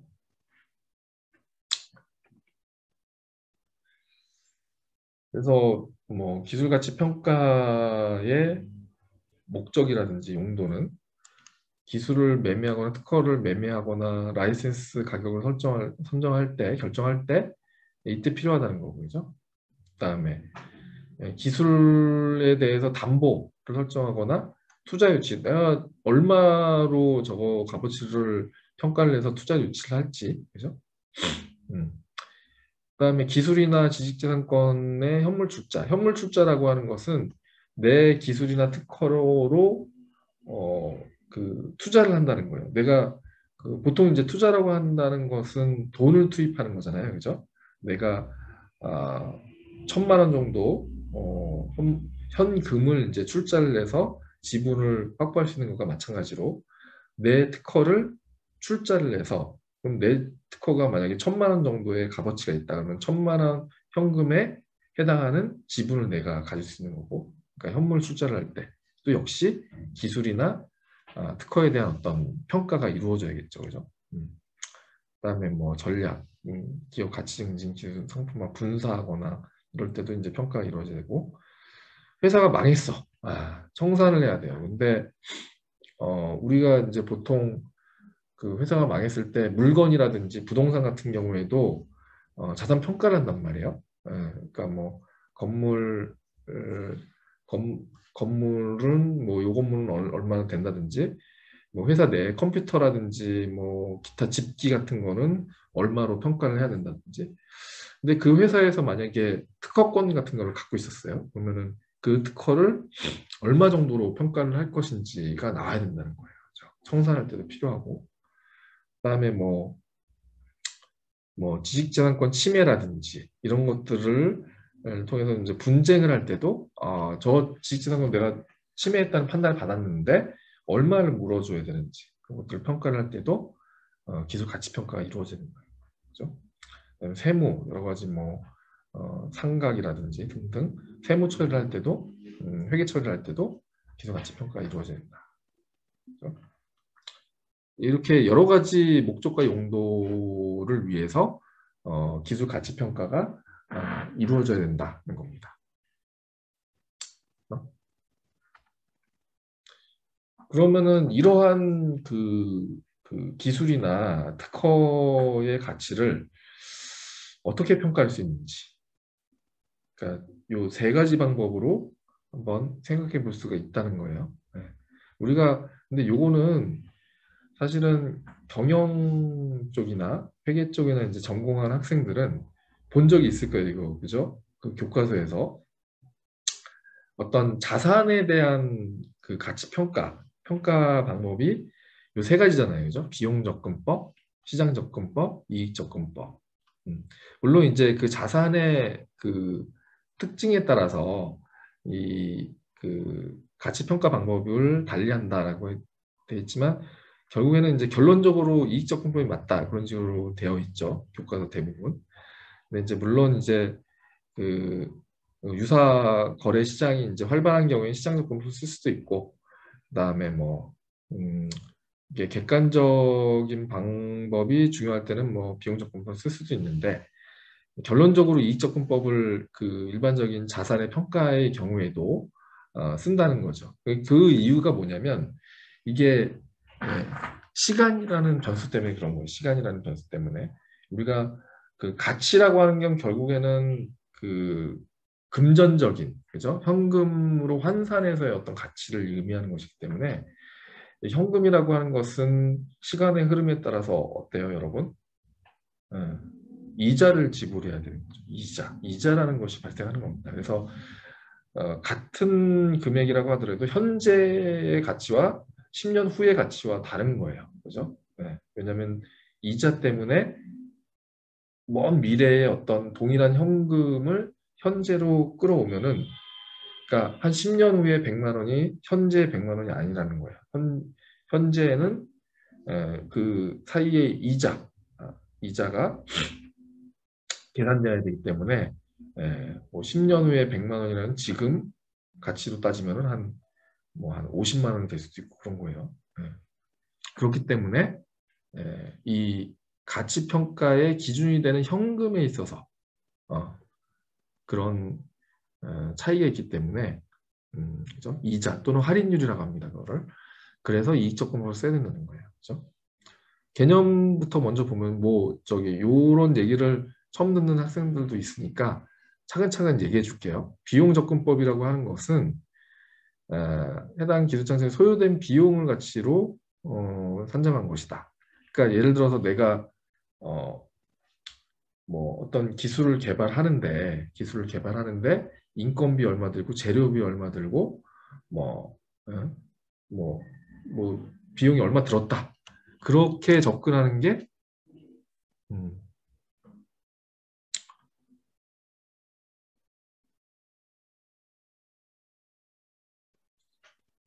신, 신기술, 신시장 같은 경우 기술가치평가는 어떤 접근법을 활용하나요? 그러니까 이게 그 결론적으로 이익접근법을 쓴다고 보시면 될 것 같아요. 어쨌든 여기서 이제 좀 이따 이제 얘기를 할 거지만 어, 아주 정확한 그 가치평가는 쉽지 않아요. 어렵습니다. 이거는. 예. 그, 그 기술 가치평가라고 하는 게 아주 정확하게 평가하는 게 일단 어렵고요. 그리고 편차가 클 수도 있어요. 왜냐하면 미래를 예측해야 되기 때문에 이 기술 자체가 완전 그 도태돼 버리는 그런 리스크도 사실 있는 거거든요. 예. 그래서 이거는 좀 이따 얘기를 할 거지만 여러 가지 변수들을 봤을 때 그 뭐 할인율이라든지 수익 같은 게 이제 추정이 돼야 되는 거기 때문에 신기술 같은 경우에도 다르지 않아요. 이게 이 신기술이라고 하는 게 미래에 어떤 모습을 띨지는 예측일 뿐이기 때문에 이익접근법을 써야 되는 게 맞습니다. 왜냐하면 지금 지금 얘기를 할게요. 그러니까 비용접근법이라고 하는 것은 좀 전에 얘기한 것대로 그 기술을 이제 개발함에 있어서 투입된 뭐 비용을로 이제 평가를 하는 거예요, 사실은. 근데 사실 여러분들 생각해 보면은 돈이 적게 드는 기술이라고 해서 나중에 돈을 덜 번다는 그건 아니잖아요. 그러니까 아주 적은 비용으로 효율성 높게 잘 좋은 아이디어로 했다. 나중에 사업을 했더니 돈을 더 벌 수도 있는 거예요. 근데 어떤 기술은 돈 많이 투입되고 힘들게 개발했는데 시장에서 돈을 못 버는 경우도 있잖아요. 그죠? 그러니까 비용 접근법을 한다면 그게 안 맞는 경우들이 많기 때문에 예, 별로 타당하지 않다는 거예요. 단점을 보면은 미래에 발생할 위험이나 이익을 가치평가 과정에 반영하지 못한다. 투입 비용과 기대 수익과 관련성이 적다. 그래서 신뢰도가 낮다는 거예요. 비용 접근법은. 그래서 물론 뭐 객관적으로 용이하게 파악할 수 있어요. 돈 얼마 투입됐는지 이런 것들은 금방 파악이 가능하잖아요. 그죠? 네. 그래서 비용 접근법은 사실 기술 가치 평가할 때는 올바른 방법이 아니다. 다른 뭐 자산 평가 방법 같은 경우에도 그래요. 미래에 사실 뭐 부동산 같은 경우에 지금 최근에 아주 엄청나게 그 많이 오르고 있잖아요. 에, 근데 뭐 그 부동산을 오르기 전에 샀을 때는 굉장히 적은 비용으로 샀겠죠. 근데 뭐 불과 몇 년 내에 이렇게 오를지가 예상이 안 됐었기 때문에 비용 접근법을 통해서 현재의 가치를 추정을 하기가 어려웠다는 거죠. 그죠? 음, 그런 겁니다. 네. 이해가 될지 모르겠습니다만 그 시장 접근법을 얘기하면은 유사사례 거래시장의 금액을 가치로 산정하는 거예요. 예를 들어서 A 아파트 단지의 201동이 10억이다. 그러면은 A 아파트 단지 다른 동에 32평은 대충 가격이 나오겠죠. 이게 뭐 층이나 향이나 이런 거에 따라서 달라지니까 이게 비교가 되는 거잖아요. 뭐 어떤 이게 뭐 한 중간층이 10억이다. 근데 천일동은 201동보다 좀 좋은 동이고 이 층이 조금 더 높으니까 얘는 한 12억 정도 하겠네. 뭐 이런 식으로 유사사례 시장 거래 금액을 기준으로 이제 산정을 하는 게 이제 시장 접근법이에요. 그죠? 장점은 시장 기능을 이용해서 적정 가격에 도출이 가능하니까 부동산 시장이 뭐 이런 데는 좀 적절할 수 있죠. 그죠? 근데 이제 이게 거래 시장이 활발하게 이루어지지 않는 그런 경우에는 적절하지가 않은 거예요. 사실 기술 시장 같은 경우에도 기술끼리 유사도를 판단하기 쉽지 않잖아요. 뭐 아파트 같은 경우에 뭐 층이라든지 향이라든지 이런 기준이 있지만 기술과 기술의 어떤 그런 것들을 뭐 유사성이라든지 판단하는 기준이 어렵겠죠, 그죠? 그래서 그리고 기술 자체가 거래되는 활발한 거래시장 자체도 존재하지가 않아요, 현재는. 그러니까 시장접근법을 활용하기는 어렵다는 거예요. 근데 이익접근법이라고 하는 것은 미래에 창출된 경제적 이익을 현재 가치로 환산하는 방법. 그러니까 미래의 어떤 미래의 어떤 미래의 어떤 시점에, 그죠? 이때 어떤 가치를 현재에 와서 할인해서, 아까 얘기했죠? 이게 뭐 할인율이 될 수도 있고 이자가 될 수도 있는데, 미래에 어떤 이루어지는 경제적 수익을 현재로 끌어왔을 때 이 할인율을 적용해서 가치를 산정한다는 거니까 가장 널리 사용되는 기술가치평가 방법이자 자산의 가치를 평가할 때도 이걸 많이 쓰는 겁니다. 그래서 미래에 예상되는 기대 수익까지 평가할 수 있다. 얘네는 비용접근법은 과거 얘기만 하는 애고, 시장접근법은 과거 미래 상관없이 그냥 지금 봤을 때 여기 옆에 보니까 저런 거 저렇게 팔고 있는데 나도 이렇게 이 정도 가치로 매겨야겠네, 그런 거예요. 근데 이익접근법은 미래에 예상되는 수익을 어떤 할인율이라든지 수익이라든지 이런 것들을 통해서 평가를 한다는 건데, 문제는 있어요. 미래의 수익, 할인율을 추정하기가 쉽지가 않습니다. 이게 실질적으로는. 네, 그래서 그런 문제점은 있다. 그렇지만 우리가 이론적인 관점에서 이런 것들을 통해서 추정이 돼야 어떤 현재의 해당 기술에 대한 가치를 평가할 수 있기 때문에 이 방법을 쓰는 겁니다. 네. 좀 전에 질문한 학생도 답이 됐는지 모르겠어요. 네. 기술가치 평가는 기본적으로 이익적 부분을 쓴다. 이렇게 보시면 될 것 같아요. 네.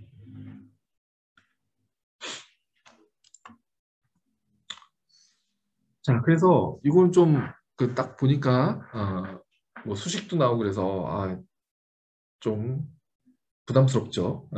그렇지만 이걸 뭐 자세하게 이해할 필요는 없고 딱 이거예요. 여기 이 수식이 얘기하는 것은 좀 전에 얘기한 게 답니다. 그러니까 미래 현금 흐름이 있고 어떤 미래의 어떤 시점에 가치가 있고 그걸 현재 가치로 끌어올려고 하니까 할인율이라는 이자라고 하는 개념으로 나눠줘야 된다는 거예요. 그 가치만큼 줄여줘야 된다는 겁니다. 그래서 이건 또 기술의 수명기간이라는 게 있죠. 어떤 기술이 계속 뭐 가치를 지니는 건 아니고 그 기술 자체가 기술의 발전에 따라서 도태될 수도 있고 더 이상 안 쓸 수도 있잖아요. 그래서 기술 수명기간이라는 게 있고 그걸 시그마로 표현하고, 그 다음에 미래 현금 흐름을 현재 가치로 할인을 통해서 해준다는 겁니다. 그래서 여기까지가 미래 현금 흐름의 현재 가치들의 합, 요거는 이제 추정이 되는 거고, 요거랑 요거는 뭐냐? 그럼 요거 곱해주는 게, 그러니까 우리가 특정 특허의 기술 가치라는 게 하나의 어떤 뭐 제품, 우리가 뭐 그 스마트폰, 핸드폰 이렇게 했을 때 하나의 기술만 들어가 있는 건 아니잖아요, 그죠? 거기에 뭐 디스플레이 관련 기술도 들어가고, 뭐 배터리를 뭐 절약할 수 있는 기술도 들어가고, 통신 기술도 들어가고, 여러 가지 기술들이 있는데 그 제품의 어떤 뭐 매출 이런 것들이 이제 전체 가치로 평가가 되는데 거기에서 해당 기술이 기여하는 정도가 나오겠죠. 몇 분의 몇 이렇게 나오겠죠, 그죠? 그러니까 뭐 별거 아닌 기술은 그 기여도가 낮게 평가될 거고, 좀 중요한 기술은, 핵심 기술은 기술 기여가 높게 평가가 되겠죠, 그죠? 그걸 곱해주는 겁니다.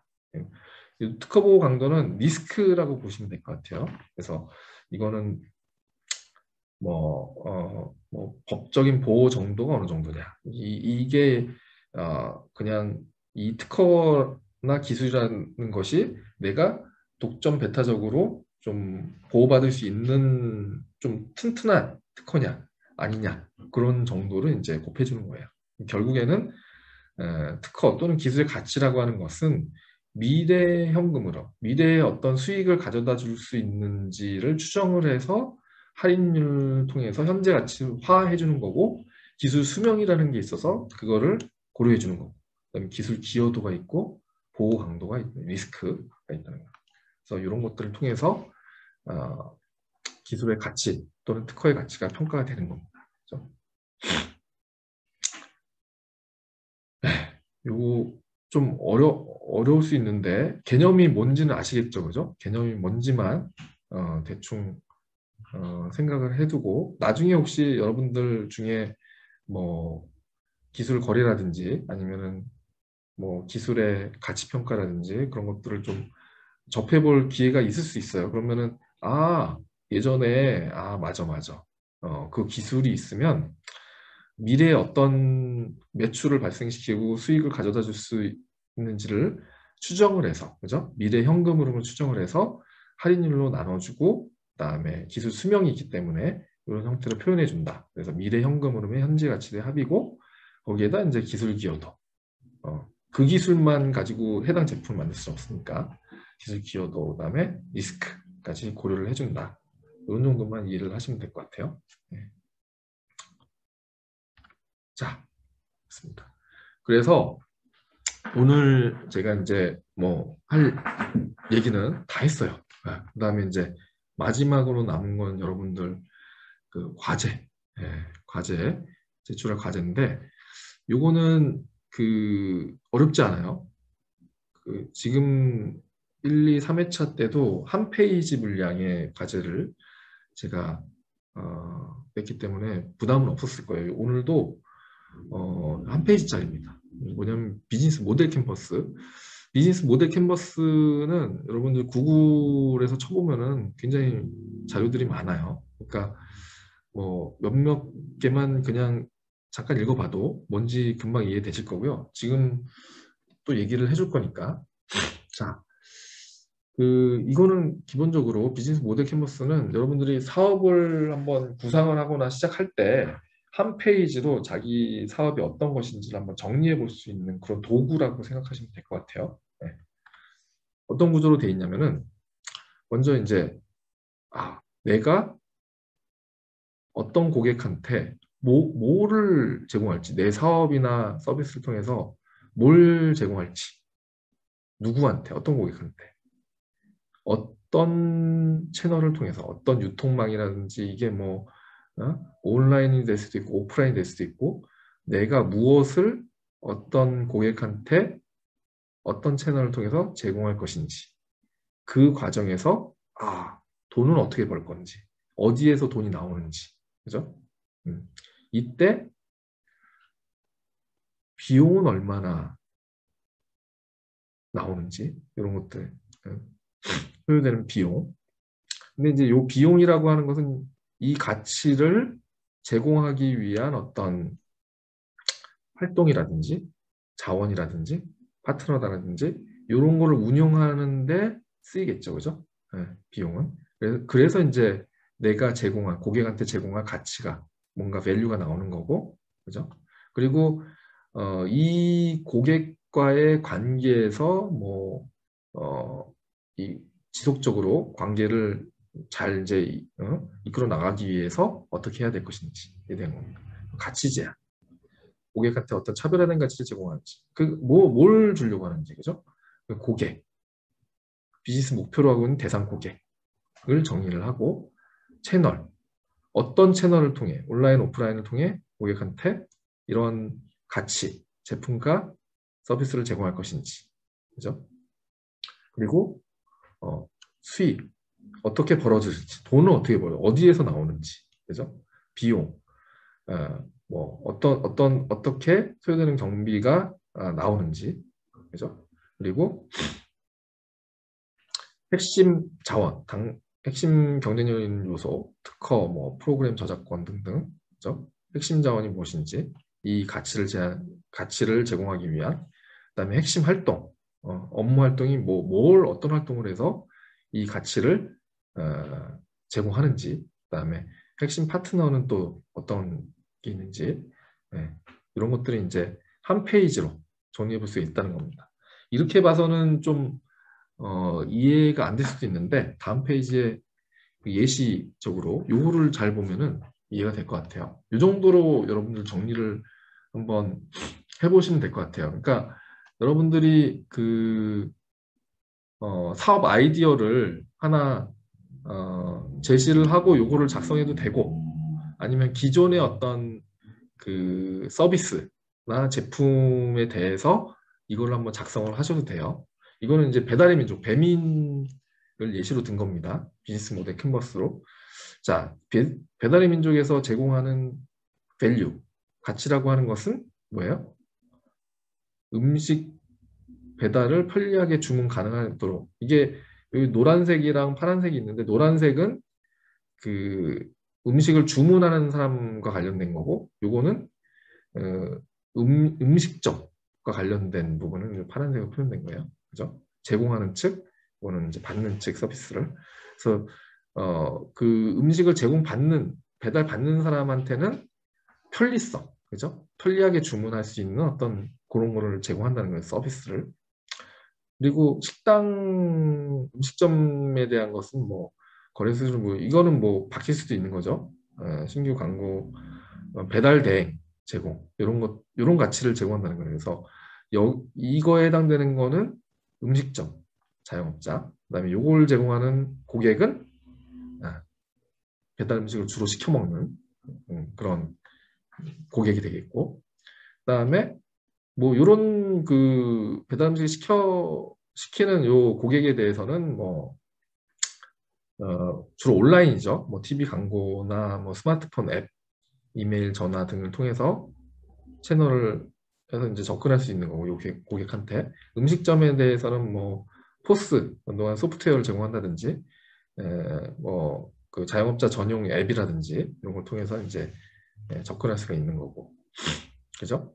그리고 이때 이제 그 수익은 얻는 수익은 음식점 광고비 그러니까 중개 수수료도 받을 수 있어요. 그죠? 음식 배달 중개 수수료 그다음에 음식점 광고비 뭐 노출됐을 때 음식점이 노출됐을 때 정액제 광고라든지 최상단 노출하면 좀 많이 받는다든지 이렇게 되고 그다음에 이런 그 밸류를 제공하기 위해서 필요한 것들은 뭐 음식점 풀이 일단 뭐 많이 모집을 해야겠죠 음식점들을 그죠?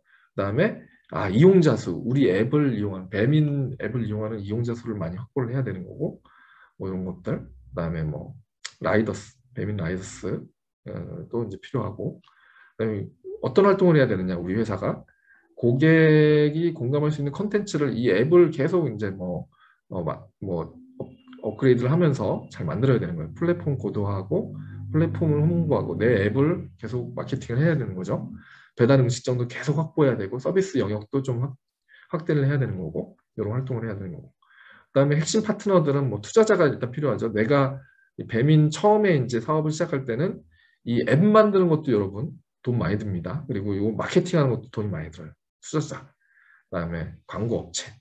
그래서 비용은 뭐 일단 앱을 만들어서 뭐 하는 것도 필요하지만 고정 비용, 인건비, 뭐 사무실도 필요하고 광고비, 마케팅비, 서버비 이런 것도 필요하고 배달대행 인프라 운영하는 거, 광고비, 피지 수수료 이런 것도 당연히 필요하죠.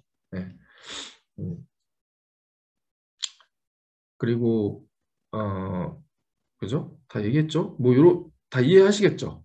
이런 것들 통해서 그리고 고객과의 관계를 지속시키기 위해서 다양한 이벤트를 한다든지 그다음에 음식점 사장 자영업자를 대상으로 해서 뭐 상담을 한다든지 교육을 한다든지 이런 것들. 그래서 배달의 민족이라고 하는 이 서비스나 사업을 비즈니스 모델로 해서 비즈니스 모델 캔버스 한 페이지로 정리해 볼 수 있다는 거예요. 그렇죠?